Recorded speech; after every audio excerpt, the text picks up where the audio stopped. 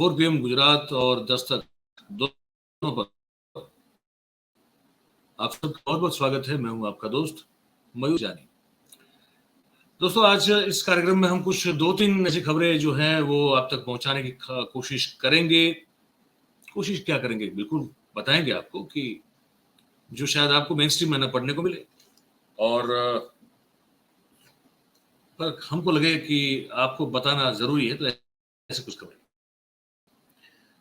तो शुरू करें उससे पहले सबसे एक गुजारिश है कि भाई वो अभी से अगर आप वीडियो की लिंक शेयर करना शुरू करेंगे तो और भी लोग जो है उसमें जुड़ सकते हैं, तो इसलिए आपसे रिक्वेस्ट कर रहे हैं। अब आप सब जानते हैं कि अब जो फिल्में जो हैं जो बन रही हैं वो भी कहीं ना कहीं जो है विचारधाराओं को ढक रही है, डिपिक्ट कर रही है, ऐसा बताने की कोशिश की जा रही है। फिल्म जो है वो आप देखें, उसका अगर आप पहले से देख ले तो कुछ जब देश आजाद हुआ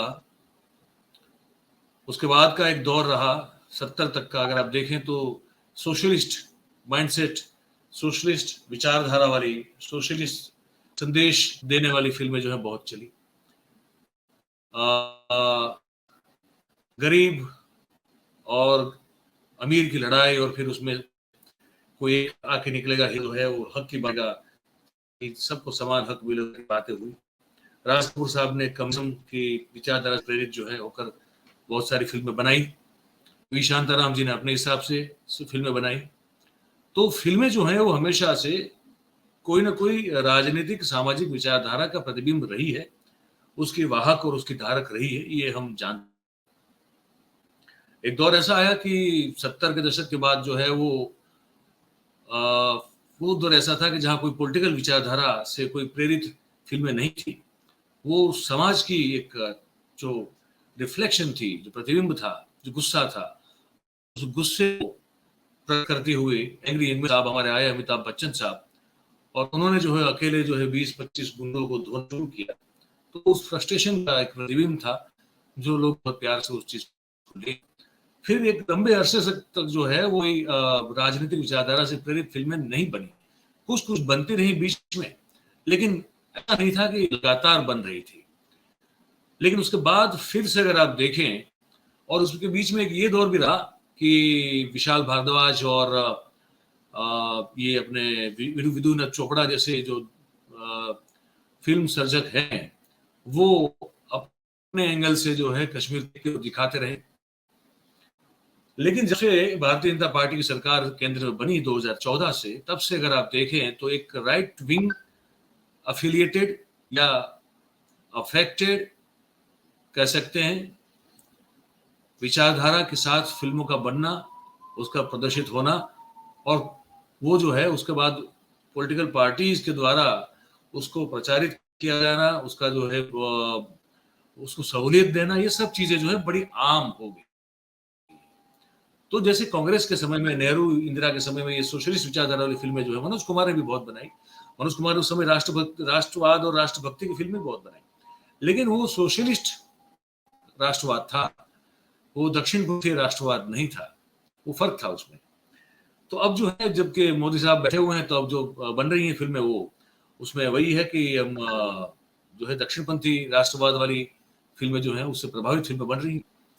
तो कश्मीर फाइल्स को लेकर बहुत सारी बातें हुई, और उसके बाद आप देखते हैं उससे पहले ताशकंद फाइल्स जो है विवेक अग्निहोत्री की, उनको लेकर भी बातें हुई, विवाद हुआ, ये सब हुआ। मुल्क जैसी फिल्म को लेकर भी विवाद हुआ, ठीक है। बहुत सारी फिल्में जिसको नाम गिनवा सकते हैं, बहिष्कार वाला भी कुछ चला। अब एक और फिल्म जो है वो आई है जिसका नाम है द केरल स्टोरी। अब द केरल स्टोरी है वो भी जो है अपने हिसाब से एक बवंडर खड़ा करने में थोड़ी बहुत कामयाब रही है पूरे देश में, राजकीय सामाजिक दृष्टिकोण से, राजनीतिक और सामाजिक दृष्टिकोण से। अब इसमें एक चीज जो गुजरात में हमको सुनने में आई है वो हम आपको बता रहे हैं, वो ये है कि गुजरात का एक जो महानगर है जूनागढ़, जहां से सांसद और विधायक दोनों भारतीय जनता पार्टी से आते हैं। सांसद है राजेश चुड़ासमा और विधायक है संजय कोरडिया। तो ये दोनों ने मिलकर जो है वो एक घोषणा की है कि जूनागढ़ शहर में जो एक सिनेमा है वहां पे अगर किसी भी महिला को इस फिल्म को देखना हो तो वो निशुल्क दिखाई जाएगी। मतलब कि उसकी जो कॉस्ट है वो ये दोनों मिलकर बेयर करेंगे। महिला जितनी भी हो चाहे वहां पे जाके फिल्म देख ले। ऐसा क्यों? तो बताया जा रहा है, हमारे पास एक वर्जन आए हैं, सबके दोनों के वर्जन आए। तो कहा है कि संजय कोरडिया जो विधायक है उन्होंने तो मुख्यमंत्री भूपेंद्र पटेल को चिट्ठी लिख दी, कहा कि इस फिल्म को पूरे गुजरात में टैक्स फ्री कर लिया जाए। ठीक है। और कहा कि हम तो जूनागढ़ में तो इसको हर एक बहनों को मुफ्त में दिखाने वाले, लेकिन सरकार इसको टैक्स फ्री कर दी। तो 11 मई से लेके 19 मई के दौरान जूनागढ़ का एक सिनेमा है, सूरज सिनेमा, सूरज मल्टीप्लेक्स करके। वहां पे अगर कोई भी महिला जो है दोपहर मैटनी शो जो होता है 12 से 3 बजे का, उस शो में अगर कोई भी बहन जो है वो जाके फिल्म को देखना चाहेंगी तो फ्री में देख सकेंगे। क्यों? पता कारण बताया कि क्यों। तो ये दोनों कह रहे हैं कि महिला और जो जो मैच्योर बेटियां हैं, जो पुख्त वय की हो चुकी है, वो लव जिहाद का भोग बन रही है। और अगर वो बन रही है उससे उनका परिवार जो है वो छिन्न भिन्न हो जाता है। और अगर आप इस तरह की फिल्म जो है जहां मैसेज जा रहा है लव जिहाद के खिलाफ, या तो लव जिहाद से क्या क्या हो सकता है वो दिखाया जा रहा है, तो वो अगर देखेंगी तो कहते हैं कि क्रांति एक बड़ी हो जाएगी खड़ी। और लड़कियां जो है वो लव जिहाद और आतंकवाद का भोग बनने से बच जाएगी, ये कह रहे हैं दोनों। और फिर समाज में से आतंकवाद और लव जिहाद जैसे दूषण को दूर करके हम इसको अगर मुफ्त में दिखा रहे हैं तो हम सरकार की वो जो लड़ाई है उस लड़ाई में हम जो है हिस्सेदारी ले रहे हैं, ये कहना है। ये तो उतना ही नहीं, साथ में ये दोनों ये कह रहे हैं कि युवावस्था में प्रवेश करने के बाद कॉलेज में जो अभ्यास करने के लिए बेटियां जाती हैं, वो उनके लिए द केरल स्टोरी जो है वो एक रेड लाइट के जैसी वो फिल्म है कि वो कहती है रुको थम जाओ, ये इनका कहना है।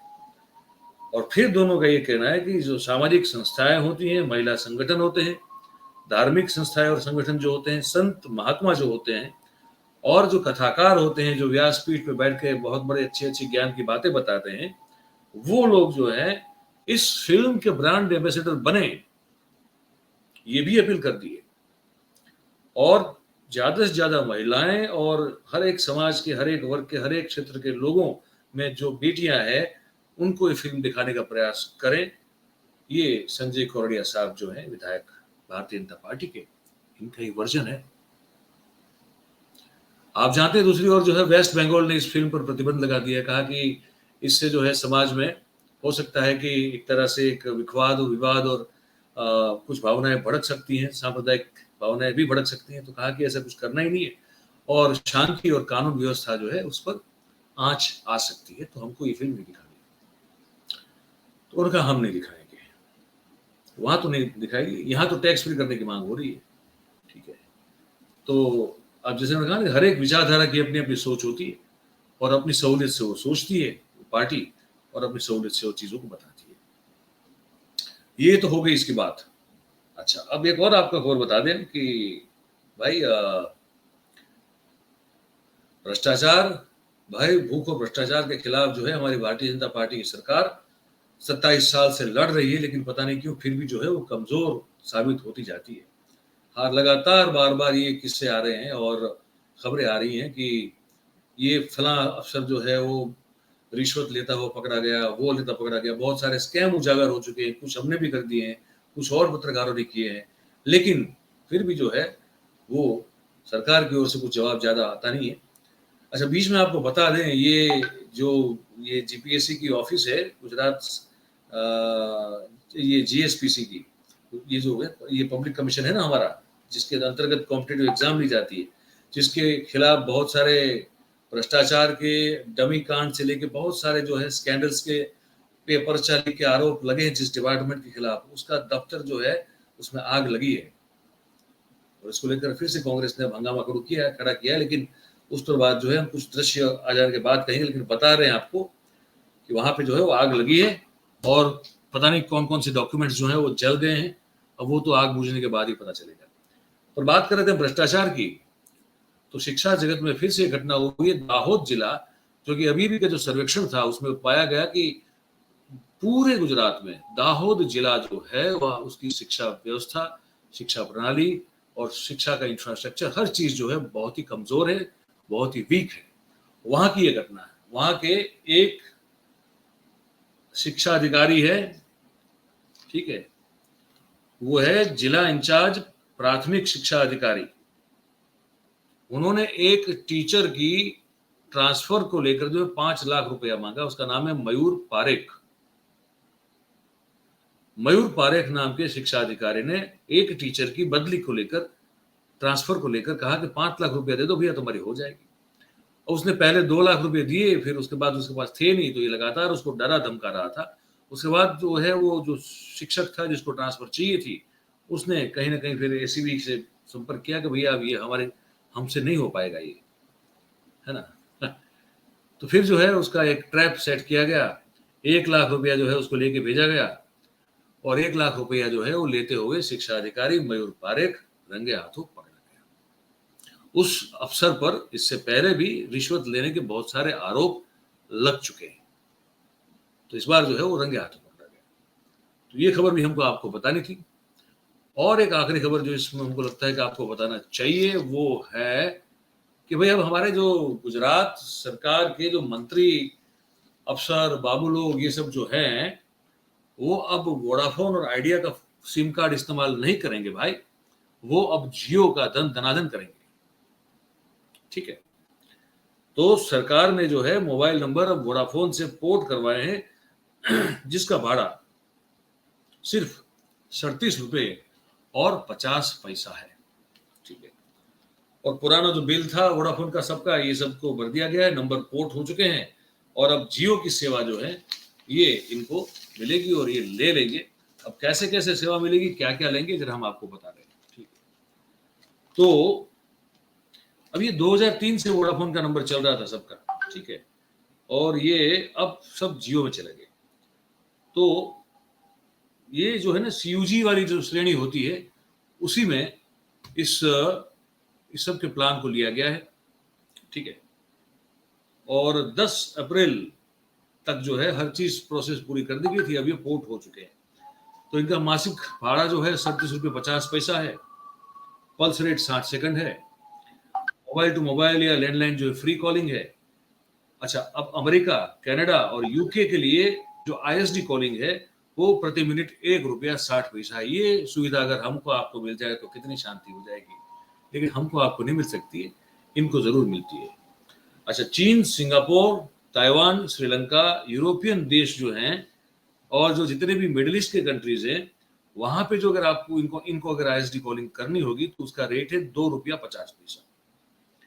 और बाकी इन सब को छोड़ के भी जो और जितने भी देश बचे हैं दुनिया में, और वहां अगर इनको कॉल करना है तो प्रति मिनट 5 रुपया इनको चुकाना पड़ेगा, ठीक है।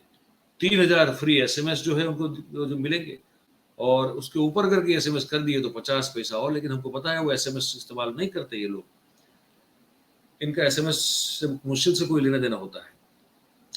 और अगर किसी आईएसडी नंबर, मतलब कि विदेश के नंबर पर अगर आपको टेक्स्ट मैसेज भेजना है इनको, तो प्रति मैसेज जो है 1 रुपया 25 पैसा जो है इनको देना पड़ेगा। तो ये खबर थी, हमने कहा आपको बता दें। अब ये सब खबरें आपने देखी सुनी हमसे, इस बारे में आपका क्या सोचना है, ये नीचे जो कमेंट बॉक्स है इसमें आप जरूर अपनी राय बताएं हमको। और 4 PM के साथ, दस्तक के साथ जुड़े रहें, यही आपसे उम्मीद है। और ये कार्यक्रम कैसा लगा, इसके बाद आप लाइक कर सकते हैं, शेयर कर सकते हैं, सब्सक्राइब भी कर सकते हैं और करवा सकते हैं, हमको बड़ा अच्छा लगेगा। तो इस कार्यक्रम में बस अभी इतना ही है। आप सबका बहुत बहुत धन्यवाद। Thank you very much. नमस्कार।